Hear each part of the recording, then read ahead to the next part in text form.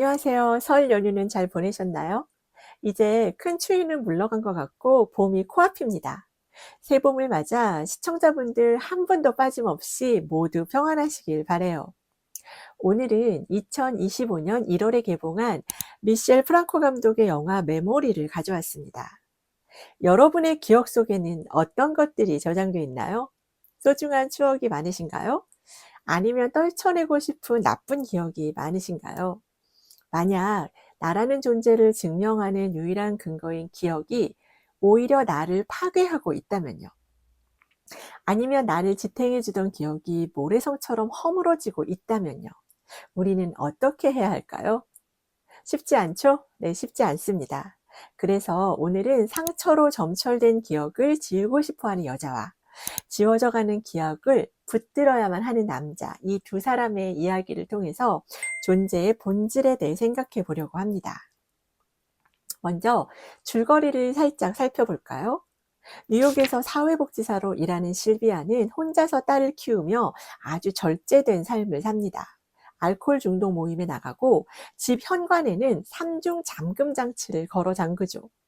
실비아에게 세상은 언제든 자신을 해칠 수 있는 아주 위험한 곳이거든요. 그 이유는 그녀의 어린 시절에 있습니다. 아버지로부터 지속적인 성폭력을 당하며 자랐기 때문이죠. 더 소름 돋는 건 엄마의 태도인데요.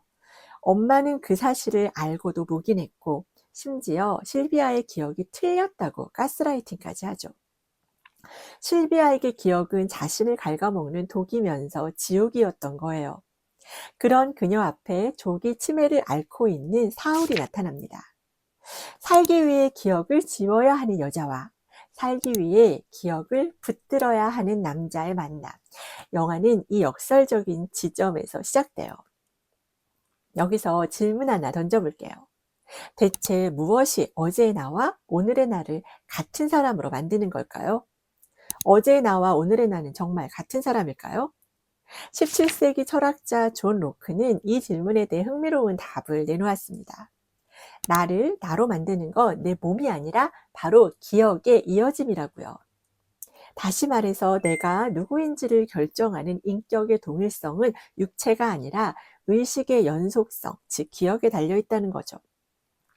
내가 과거에 한 행동과 생각을 기억할 수 있는 범위만큼이 바로 나라는 건데요. 그렇다면 기억이 사라진다는 건 단순히 저장된 정보를 잃는 게 아니라 자아가 붕괴되는 것과 다름없습니다. 사울에게 기억이 지워진다는 건 나를 지탱하던 세계가 백지로 변해버리는 근원적인 공포예요. 인격의 동일성이 파편화되는 과정을 겪는 거니까요. 반면 실비아는 기억이 너무 선명해서 고통스럽습니다.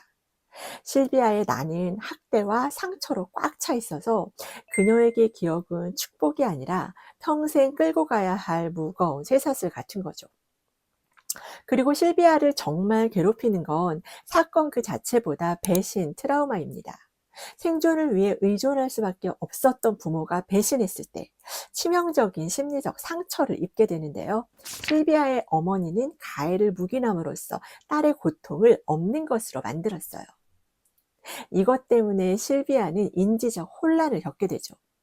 나는 아프다고 비명을 지르는데 엄마는 그런 적 없다. 네 기억이 잘못됐어 라고 말하면 얼마나 혼란스럽겠어요.